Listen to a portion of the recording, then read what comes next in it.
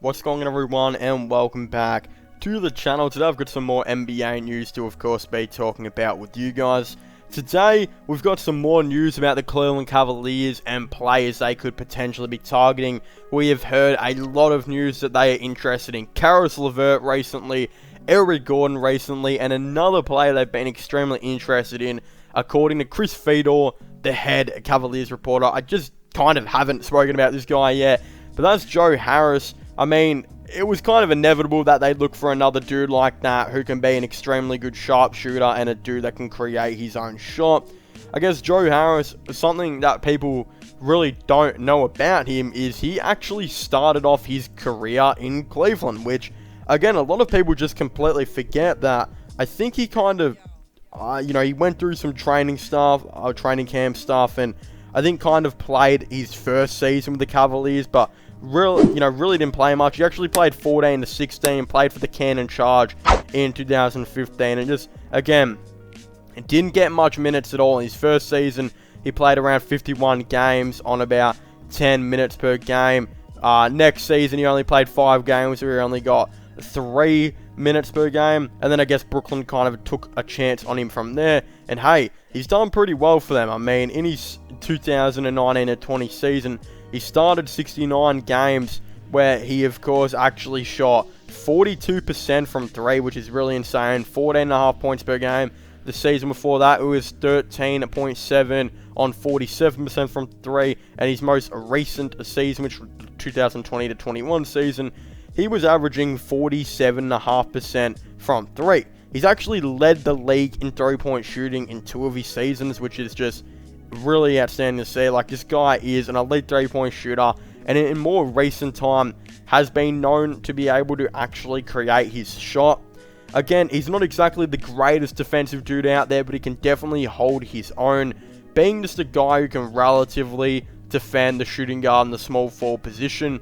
I don't think the Cavaliers would be too worried about, how he would go when it does come to potentially guarding small forward, because they've already got Lamar Stevens in this team, so hey, they can just switch Lamar Stevens to the small forward and play Harris as a shooting guard. Then, of course, they have, potentially Isaac Okoro there as well, who can kind of do the similar thing. I actually do believe Joe Harris would be a really interesting guy to target, but it's going to be really hard to see how this would, of course, all go. I think the main thing would be like, well, are the Nets really that interested in Lauri Markkanen? Could it be like a straight swap of Lauri Markkanen for Joe Harris? Because both are extremely, similar in terms of stats. For example, Harris is a dude that usually averages around 13 a game. I think Markkanen's averaging around 14 this season. I think why Markkanen would actually work better, though, for the Nets is because I think they desperately need another big man. I think Markkanen will come in at 7 foot, guard the power forward position. Kevin Durant can go back to his more natural position, which is the small forward, and I think that would work out there. Not just that, Joe Harris, I don't believe, has even played a game for the Nets this season, so you're really trading away nothing for Lauri Markkanen, who is a 14 point per game scorer, an actually really solid perimeter defender now, like at 7 foot. He can actually defend the perimeter really, really nicely. Then I think if you're the Cavaliers, you're also winning this trade because Markkanen can be inconsistent, and for a team that's only got like one predominant scoring option, you can't really completely have that inconsistency fly under the radar.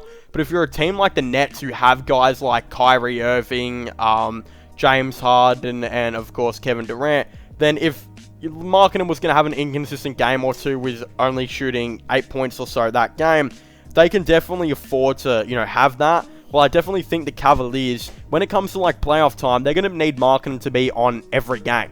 And I think that's going to put a lot of pressure on a dude like Markkanen, who has known to, fumble under the pressure before, especially on Chicago. So it's kind of just like, well, if he goes to the Nets, I don't think there would be as much pressure on him to perform. He just needs to guard the perimeter nicely at the power forward position, still shoot, a decent amount of threes, and of course, score the 14 points per game, which he's already been doing this season anyway. And I think he would be able to do that on the Nets. I don't think KD and that would really take away from Markkanen's scoring, because Markkanen plays so much off-ball on the Cavs, and he would legitimately play the exact same role on the Nets team, where he would just score, I still think, 14 a game, and he'd be a nice three-point shooter and just another big man for the team. Well, if you're the Cavaliers, I think Harris is a little bit better at creating his shot, better, more than what Markkanen is. Of course, he's a little bit smaller, which I don't think would worry the Cavs too much, though, because they've already got Allen and all these great defenders, which I don't think it just makes too much of a difference for them. I think he's a better shooter, and I think he's a little bit more consistent than Markkanen. He's probably not going to score more than what Markkanen will. Like, Markkanen has the power to go off and drop a 25-point night, which he's done a couple times this season. Harris will usually kind of remain as like that dude that will score 13 points every single night and, only really take the 10 shots per game. So, and, 5 of those will go in. So, again, it's just how it is. I think this is a win-win for both teams. It's just, again, Harris is injured. I don't even know when he's coming back to play. I don't even think he has played yet. So, this could also work out where the Nets might say, well, we'll give you a couple extra picks just so we can get a really ready-made dude in Markkanen to come help us and give us an extra push for the playoffs. Because, wow, if you're looking at a team of Kyrie Irving at point guard, Harden at shooting guard, Durant at small forward, Markkanen at power forward, and, Claxton at center, offensively, that is clearly the best team in the league. Defensively, there may be some issues, but I think, even guys like Markkanen and Claxton, they've stepped it up defensively this year, so I think it would be a little bit better than what some people would think. But again, you've still got defensive issues with Kyrie and Harden sometimes being inconsistent on that end. And, KD, he's usually a pretty good defender, but he's always got that night or two where he's just not. And the Cavs. You look at the Cavs, Harris probably wouldn't play for a little bit, and I don't think that would worry them too much, because then I think Okoro just moves in the starting lineup, and I think that would help them even more, because they get an idea of where Okoro is on this team. And, again, you really would just replace Markkanen with Okoro starting, and then I think Windler would get more minutes off the bench, which doesn't really concern them much at all. So again, I wouldn't be surprised if the Cavaliers did pull this trigger on Lauri Markkanen. I'm not sure how much they need him. There are tons of teams out there that need power forwards, and especially those who can hit the three ball and guard the perimeter, which Markkanen can surprisingly do at 7 foot this season. So again, a team like the Nets, who really don't have that many great big men, could definitely be looking for a dude like Markkanen to kind of come in and, stock up that big man position. And again, he's just another dude that can play off ball. He's a ready-made guy who is actually playing, which Harris is not. And again, he can come in and help push for the playoffs. And just, again, you're basically getting in a dude to come play 25 to 30 minutes per game for really nothing much at the moment, because Harris he's not playing. So again, this is why I'd also think the Cavaliers would maybe ask for a second or two out of this deal, just because, Harris isn't really playing at the moment. The Nets, I would think, would love a dude like Markkanen. And again, it's just like Markkanen could actually, he still always has that, the tendency to every once in a while go off for a 25-point night. So it would be interesting. I don't know. I still think Harris would make sense, though, because he's another catch-and-shoot dude for Garland, another shooter to come into this team, helps out with the ball movement. And again, I think he's a little bit more consistent than what Markkanen is, if that makes sense. But hey, it'd be an interesting one. Again, some people might say that, what if the Cavaliers don't give up Markkanen? I don't know who it would be then. I don't know who else on the team that the Brooklyn Nets would be interested for, which they could realistically get. Because obviously, of course, they're going to be interested in dudes like Jarrett Allen and Darius Garland and whatever, but they're impossible to get. They're off the table.